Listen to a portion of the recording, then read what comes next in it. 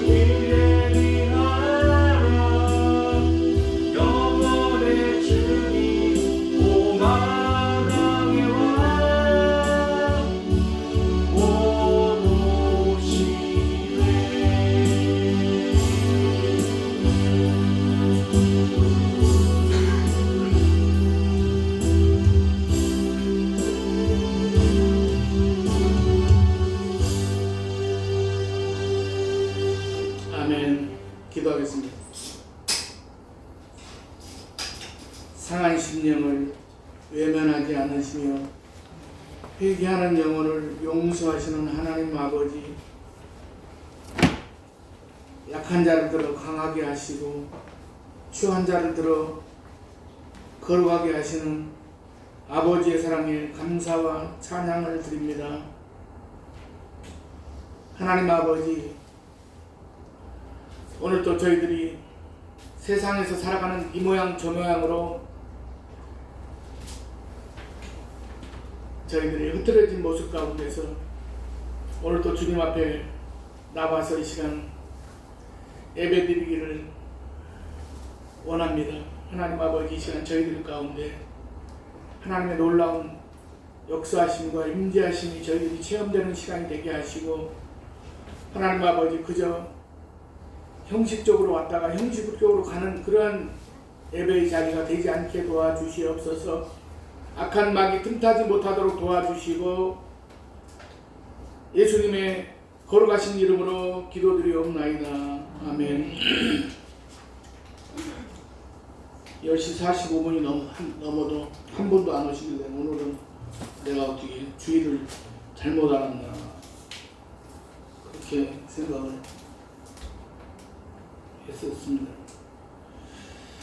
예배 시간에 좀 더 신경을 쓰셔가지고, 옛날 우리 아버지 젊었을 때 같으면 아주 난리 납니다. 그런데 저는 될 수 있으면 그런 얘기를 안 하는데, 오늘은 전부 다들 너무 늦게 오셨습니다. 너무 늦게 오시고, 또 뭐 어떤 나올 수 있는 분은 또 뭐 어디 지방에 가셨다고 문자가 오고, 그랬습니다. 우리가 참 은혜 안에 그런 삶, 하나님이 기뻐하시는 그런 삶에 우리가 머무는 것이 우리들의 삶 가운데 진정한 그런 행복이고 샬롬의 은혜라고 생각을 합니다. 그래서 조금 이렇게 예배 시간에 좀 신경을 다음 주부터는 좀 써주시기 바랍니다. 우리 동창들이라든가 어떤 목사님들도 보면은 어떤 무슨 행사를 해가지고 약속을 하면은 꼭 늦게 나오는 분 보면은 그분이 항상 제일 늦게 나옵니다. 습관입니다. 조금 시간 약속에 대해서 우리가 하나님과의 약속이기 때문에 신경을 쓰고, 그렇게 해서 뭐 요즘은 세상이 뭐 좋아서 핸드폰에 알람도 맞춰도 되고 뭐 여러 가지 좀 마음을 기울여서 하나님 앞에 기쁘게 가서 예배드리려고 하는 그런 정성과 마음으로 준비하면 안 될 게 뭐가 있겠습니까?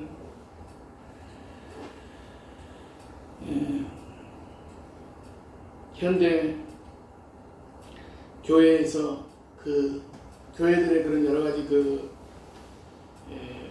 목회자들의 리더십이라든가 뭐 교회의 여러 가지 그런 형태를 보게 되면, 어떤 교회는 아주 뭡니까 다양한 그런 그런 어떤 컬러들이 있는데, 어떤 교회는 굉장히 구제에 대해서 많이 그렇게 신경을 쓰는 교회가 있고, 어떤 교회는 문화적인 측면에 있어서 성도들에게 어떤 그것을 채워주려고 많이 노력하는 교회가 있고, 여러 교회들이 있습니다.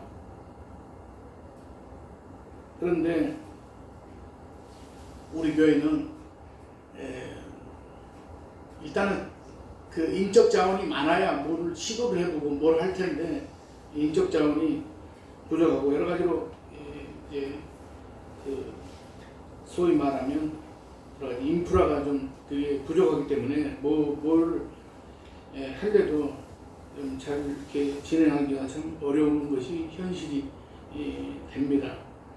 그래서 우리가 스스로 우리 자신을 먼저 다른 사람이 세워지기를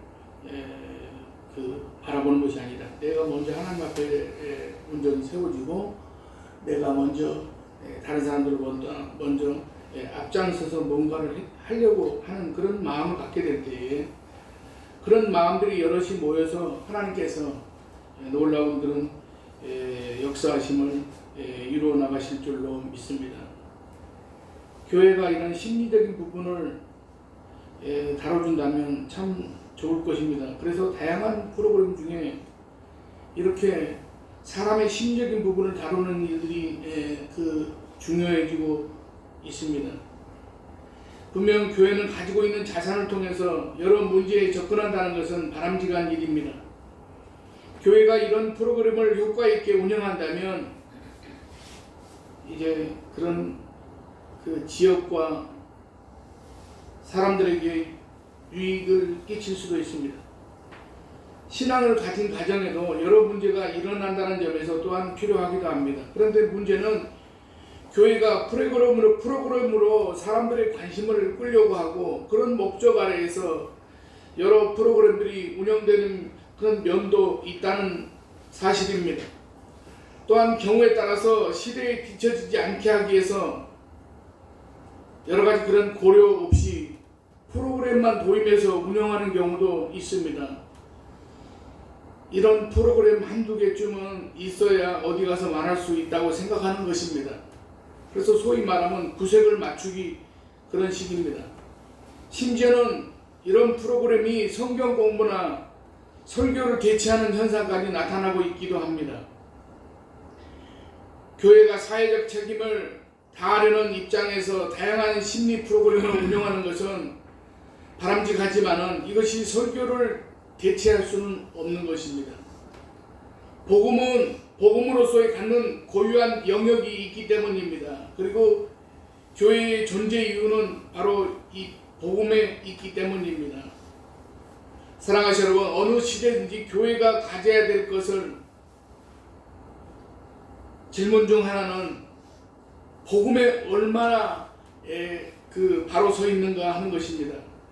만약 그리스도의 복음에 충실하지 못하면서 여러 프로그램에, 특히 심리학적인 프로그램에 그런 것을 치중하다 보면 그것은 교회로서의 건강한 모습이라고 말할 수가 없습니다.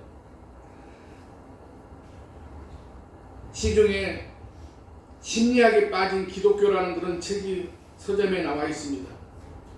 이것은 현대 교회가 복음에 충실하기보다는 또는 상담을 비롯한 그런 심리학적인 프로그램에서 더 치중하는 모습을 반영하는 것입니다. 이런 점에서 우리는 복음에 충실한 교회인가를 우리가 생각하고 돌아보아야 됩니다. 그리고 이런 성찰은 교회에만 적용할 것이 아니라 우리 자신에게도 적용되어야만 합니다. 우리는 복음보다 더 우선하거나 더 가치 있게 여기는 것이 있다면 그것이 바로 우상 숭배라는 사실을 알아야 되고, 복음적인 가치를 우선하는 삶의 지향을 분명히 해야만 합니다. 그래서 오늘 우리가 이 갈라디아서를 우리가 이제 본문을 택했는데, 갈라디아서는 사도 바울이 전한 복음의 핵심적인 그런 내용이 담겨져 있습니다. 흔히 바울이 전한 내용을 알려면 로마서를 읽으라고 하고, 그것에 대해서 보다 집약적으로 알고 싶으면 이 갈라디아서를 읽으라고 말합니다. 그만큼 이 갈라디아서는 사도 바울이 전하는 복음, 그리고 그 복음을 가장 중요하게 여긴 바울 자신에 대해서 잘 나타내주고 있습니다. 따라서 우리는 이 갈라디아서의 한 부분의 본문을 통해서 우리의 정체성이라고 할까, 이런 것들을 다시 한번 우리가 점검하는 그런 시간을 갖고자 합니다. 이를 위해서 저는 여러분에게 본문을 통해서 3가지 질문을 하고자 합니다. 첫 번째 질문은, 나는 계시를 받은 사람인가? 한국적인 상황에서 사실 계시를 받았다는 표현이 왜곡되는 경우가 많이 있습니다. 다른 사람과는 구별되는 모습으로 특별하게 하나님의 지시하심을 받는 것을 의미하는 경우가 많습니다. 예를 들어서 하나님의 음성을 직접 듣다든지, 환상을 보았다든지, 하나님의 뜻이 담긴 꿈을 꾸었다든지, 아니면 기도하는 가운데 강렬한 그 무언가를 마음속으로 깨달았다든지 이처럼 이런 경험적인 현상에 맞춰서 계시를 이해하는 경향이 더 많습니다. 사랑하시는 여러분, 그런데 우리가 알아야 될 것은 이런 경험적인 것들은 개인마다 다 다를 수가 있다는 사실입니다. 하나님께서는 지금도 필요하시다면 언제든지 이런 것보다 더 놀라운 그런 체험을 하게 하실 수 있습니다. 하지만 어디까지나 필요하시다면 이라는 그런 조건 하에서 드리는 말씀입니다. 왜냐하면 하나님께서는 이미 충분한 하나님의 계시를 성경을 통해서 이미 주셨기 때문입니다. 따라서 오늘날 우리가 경험하는 모든 계시적 현상들은 오로지 성경에 비추어 판단을 할 필요가 있습니다. 어쨌든 이 대한민국이라는 상황에서 계시를 받았는가 라는 질문은 사실 왜곡될 수 있습니다. 그래서 저는 본문에서 의미하는 내용이 무엇인가와 더불어서 오늘날 우리에게 어떻게 적용할 수 있는지에 대해서 말씀드리고자 합니다. 먼저 우리는 사도 바울이 자신은 계시를 받았다라는 분명한 의식이 있었다는 점을 보게 됩니다. 그는 자신의 일에 대한 근원을 오직 예수 그리스도의 계시로 말미암은 것이라고 합니다. 그리고 이것을 이해할 수 있는 말도 제시하고 있습니다. 16절을 보면 그의 아들을 이방에 전하기 위하여 그를 내 속에 나타내시기를 기뻐하셨을 때에, 이처럼 계시라는 것은 기본적으로 하나님께서 나타내 주시는 것입니다. 주체자는 어디까지나 하나님이십니다. 결코 개인이 갖고 싶다고 갖게 되는 것이 아닙니다. 내가 보려고 해서 보는 것이 아니라는 말씀입니다. 계시라는 말 자체가 가려진 것을 걷어내고 보여주는 것을 의미합니다. 따라서 그리스도의 십자가의 복음은 내가 알려고 해서 알게 되는, 또한 믿으려고 해서 믿어지는 것이 아닙니다. 오직 하나님께서 그것을 깨닫게 하실 때만 믿어지는 것입니다. 그래서 사도 바울은 자신이 전하는 복음에 대해서 자신이 만들어낸 것이 아니다라는 사실을 분명히 하고 있습니다. 자신이 복음 전도의 사명을 받은 것은 온전히 하나님께서 부르셨기 때문에 이루어진 일이라고 했습니다. 바울은 이에 가난한 사람의 뜻을 따라 된 것이 아니다라고 분명하게 했습니다. 그렇다면 우리가 믿음의 사람이 된 것은 내 공로가 아닙니다. 내 의지가 아닙니다. 오직 하나님께서 나에게 예수 그리스도의 십자가를 밝혀 주셨기 때문에 믿어지고 제자가 된 것입니다. 전적으로 하나님의 역사입니다. 우리는 어떤 직업을 가졌든지 우리 모두 저마다 복음 전도의 사명을 받은 것입니다. 그런데 이 사명은 내 힘으로 해 나가는 것이 아닙니다. 전적으로 하나님의 힘으로 감당해 나가는 것입니다. 예수 그리스도의 십자가의 보혈의 은혜를 깨닫게 해주신 하나님을 의지하여 나갈 때에만 비로소 우리는 복음 전도의 사명을 감당하게 되는 것입니다. 이런 의미에서 우리는 계시를 받았다라고 이야기할 수 있는 것입니다. 물론 계시를 받았다는 명제에 대해서 정리가 필요하기는 합니다. 계시라고 고유한 개념 자체는 하나님께서 하나님의 말씀을 주실 때 역사하신 것을 의미합니다. 바로 영감에 대한 개념을 이야기하고 있는 것입니다. 그런 의미에서 계시는 선지자와 사도들에게만 임했다고 할 수 있습니다. 그래서 선지자들과 사도들의 글 이외의 것을 성경이라고, 정경이라고 하지 않는 것입니다. 오직 저들의 저작만을 하나님께서 주신 계시로 받아들인다는 점에서 성경이라고 하는 것입니다. 그런데 개념의 폭을 넓혀서 하나님의 뜻을 알게 하시는 것이라는 관점에서 보면 성도들에게 하나님께서 깨우쳐 주실 때마다 계시를 받았다고 할 수도 있습니다. 굳이 구분하자면 이것은 조명하시는 역사입니다. 그러니까 원초적인 말씀을 알려주는 것이 아니라 이미 주신 말씀을 깨닫게 하시는 것입니다. 이런 점에서 믿음의 사람은 누구나 계시를 받는 것이라고 할 수 있습니다. 다만 이 경우에 받았다는 계시가 타당하려면 원초적인 계시인 우리가 하나님의 말씀 성경에 위배되는 것이어서는 곤란합니다.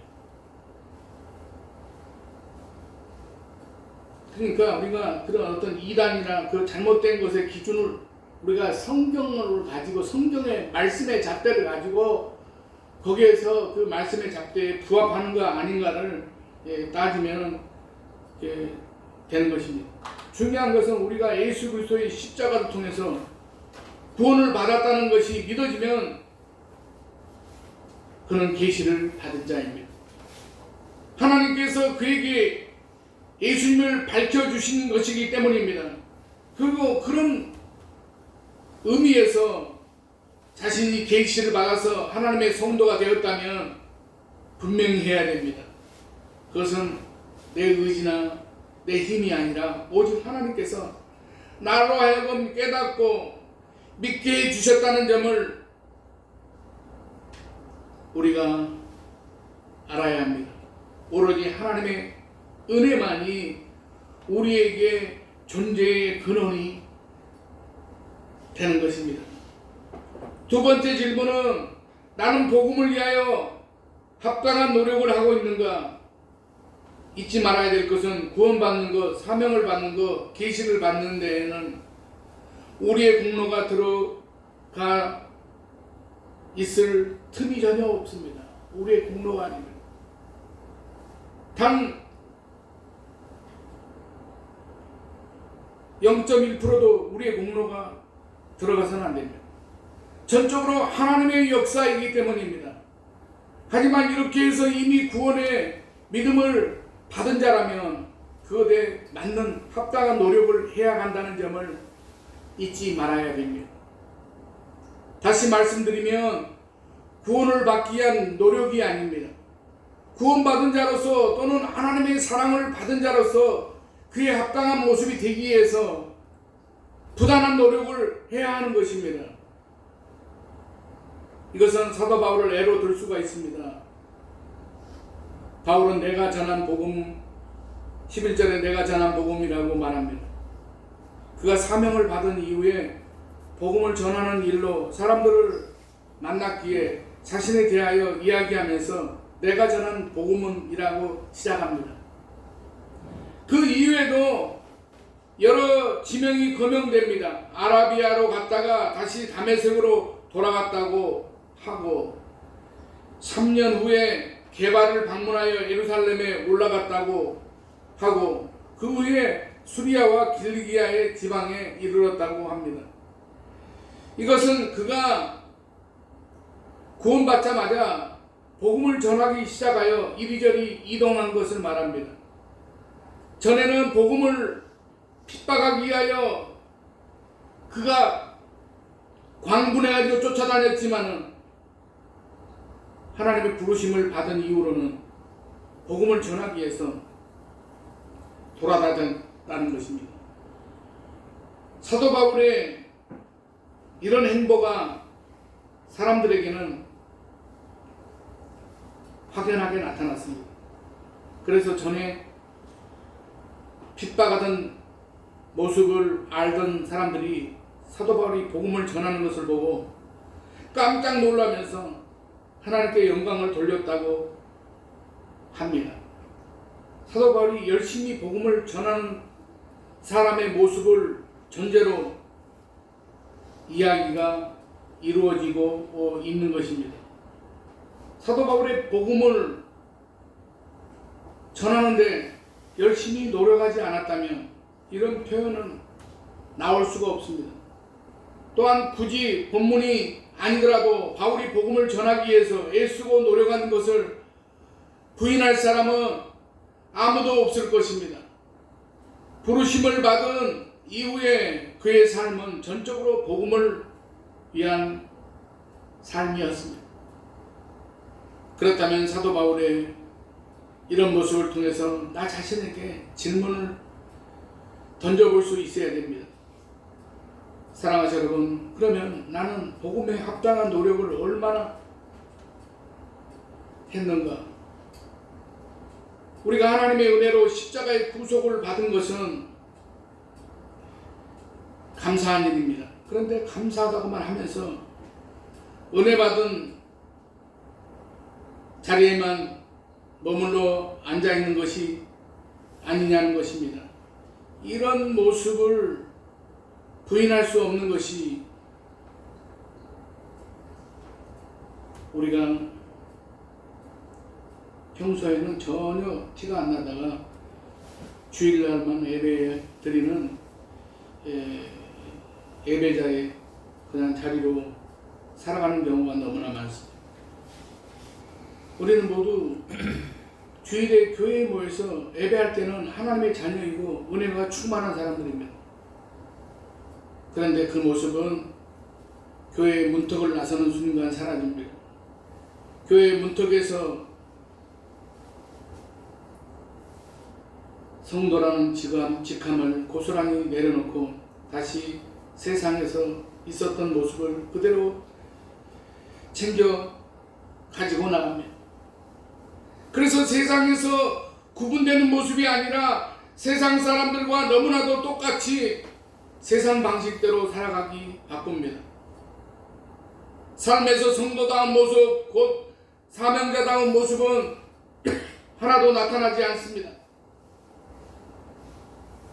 살아가는 모습은 바쁩니다.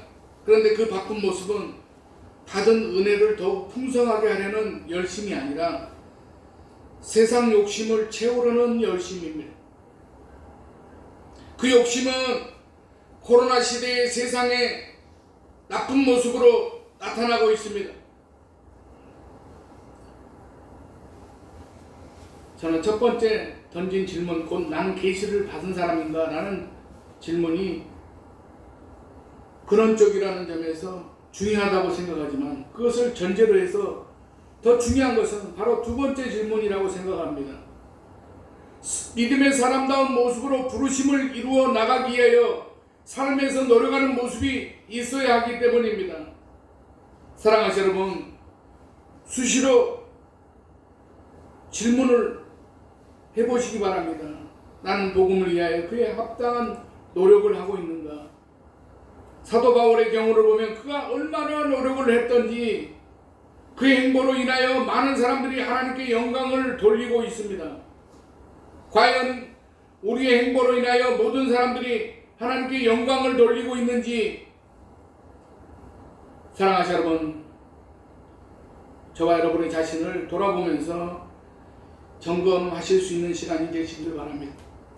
세 번째 질문은 이 모든 것이 하나님의 은혜로 이루어진 것인가를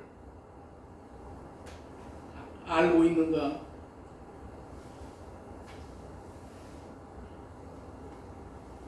교회에서 열심히 헌신하고 봉사하는 사람들 가운데 나타나는 현상 중 하나가, 나는 어느 순간부터 교회의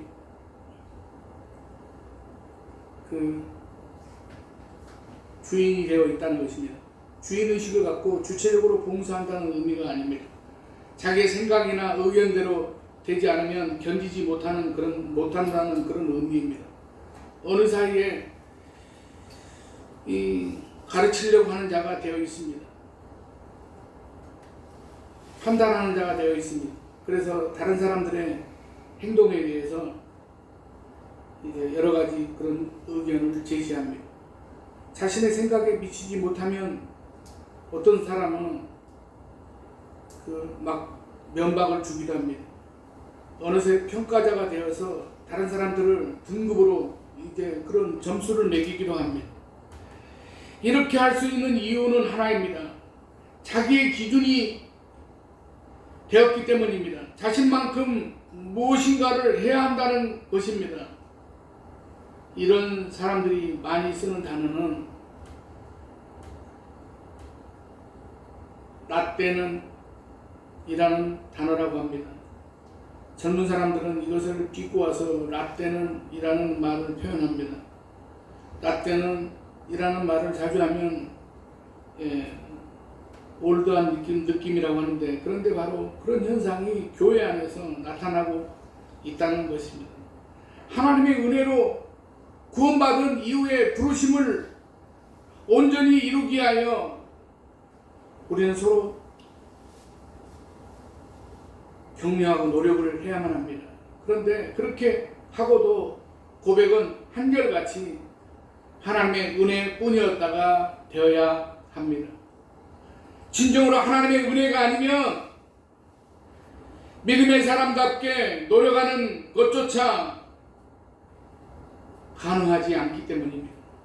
그래서 정말 은혜롭게 사명을 감당한 사람들은 한결같이 말합니다. 라떼는 아니라 저는 아무것도 한 것이 없습니다. 저는 아무것도 한 것이 없습니다. 사랑하는 여러분, 우리가 이제 참으로 어려운 때를 우리가 살아가고 있습니다. 코로나로 인해서도 그렇고 여러 가지 그런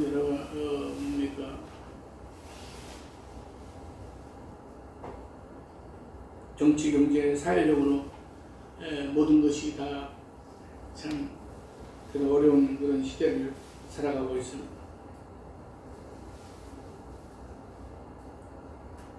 훌륭한 모델을 찾아보기가 힘듭니다. 그런 때를 우리가 살아가면서 저와 여러분의 우리가 적은 무리들이지만은 저와 여러분의 모습을 통해서 우리가 이제는 교회다워질 수 있는 그런 저와 여러분이 되시기를 바랍니다. 그리고 믿음의 사람다운 모습이 되시기를 바랍니다. 우리는 그런 이방 종교를 믿는 우상을 섬기는 그런 사람들하고는 뭐가 좀 달라야 됩니다. 그저 내가 복받고 잘 먹고 잘 입고 세상에서 유명해지고 세상에서 능력 있게 살아가는 그런 삶이 아니라 우리는 하나님 앞에서의 그런 하나님께서 인정해주는 그런 믿음의 삶을 살아가는 것이 하나님께서 원하시는 그런 우리들의 모습이라고 생각합니다. 오직 우리 자신이 하나님의 은혜로 구원받고 세움을 입은 사람이라는 것을 우리가 생각하실 수 있기를 바랍니다. 그런 은혜를 받은 만큼 이 세상에서 조용히 섬기는 자세로 노력해야 한다는 사실을 우리가 잊지 마시기를 바랍니다. 그렇게 하고서도 우리의 고백은 여전히 하나님의 은혜일 뿐입니다가 되어야 됩니다. 그런 모습으로 우리가 살아간다면 저와 여러분을 통해서 하나님의 나라는 더욱 공고하게 세워질 줄로 믿습니다. 사랑하시는 여러분, 오늘 말씀의 제목과 같이 그의 은혜로 나를 부르신 우리가 그 부름에 우리가 음성을 우리가 기억하고 우리들의 삶을 통해서 하나님 뜻에 합당한 그런 믿음의 삶과 믿음의 경주를 달려가실 수 있는 저와 여러분이 되시기를 주님의 이름으로 간절히 축원합니다. 기도하겠습니다. 하나님 아버지,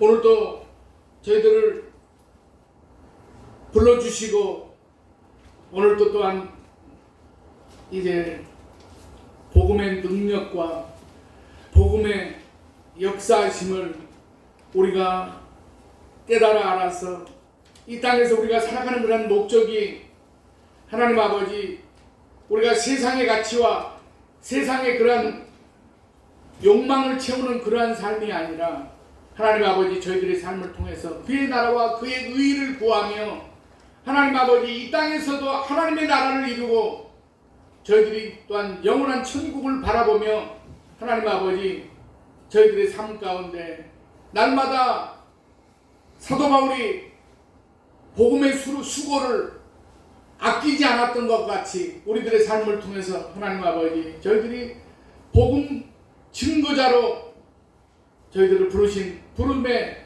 그러한 의의를 날마다 깨달아하는 우리 아름다운 성산교회 모든 성도들이 되게 해 주시옵소서. 예수님의 이름으로 기도드리옵나이다. 아멘. 찬송가 327장 찬송하겠습니다.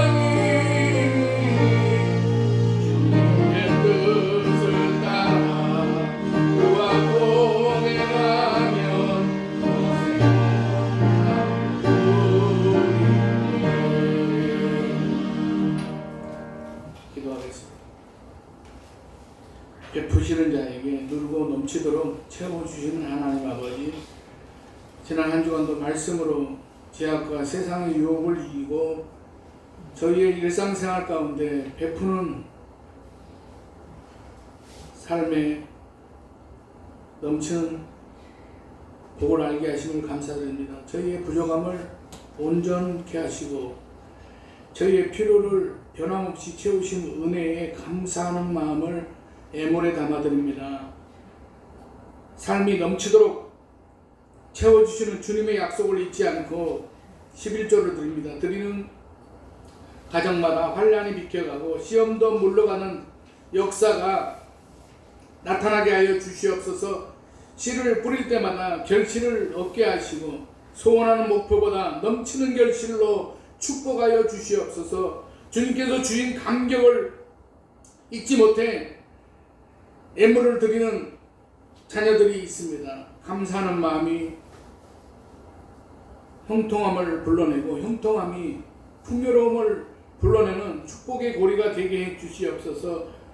주일헌금, 성경헌금 드리는 예물을 기쁘게 연락하시고 바친 손길마다 믿음의 축복이 넘치게 하여 주시옵소서. 믿음의 열심을 따라 각각 맡겨진 직분과 사명을 감당하는 저희들의 모습을 하나님 아버지 주님께서 저희들에게 힘과 능력을 더하여 주시고, 하나님 아버지 참으로 지치고 상한 자들이 하나도 없도록 도와주시옵소서.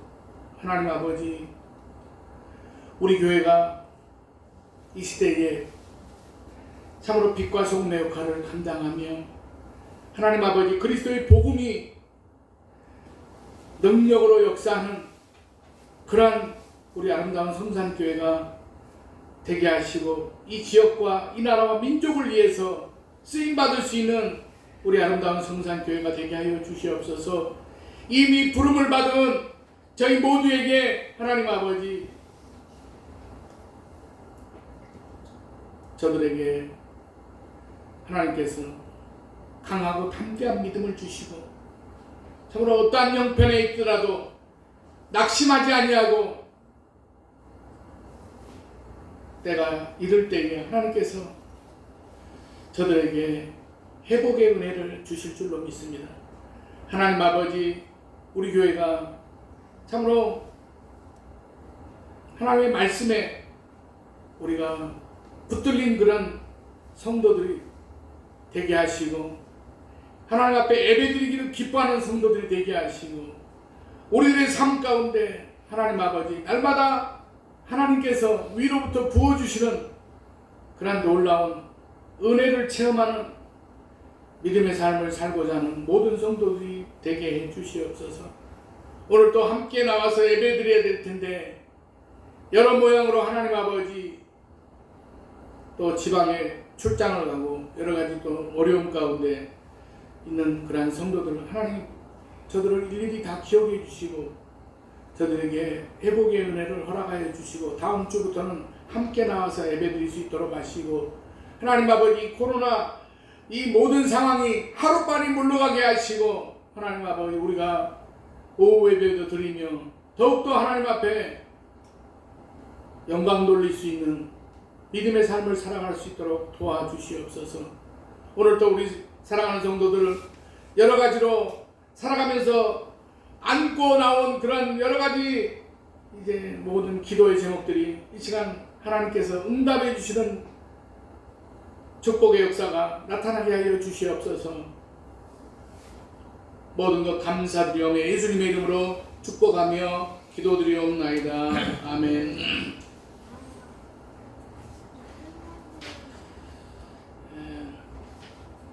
특별한 광고는 없는 것 같습니다. 635장 찬송 부른 다음에 축도함으로 예배 마치겠습니다.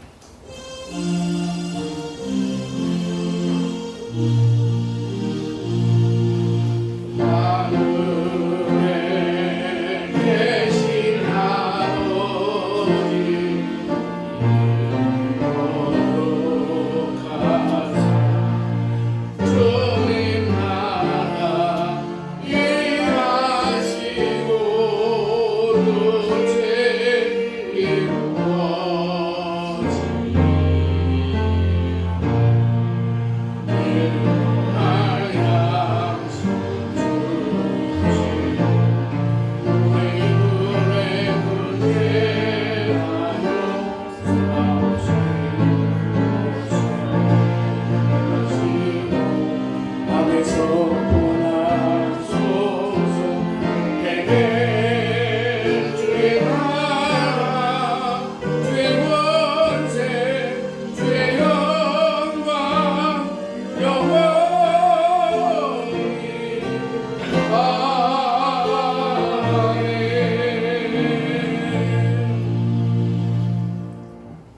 이제는 우리의 죄악을 담당하시고자 골고다 언덕을 오르시고 십자가의 무게를 감당하시고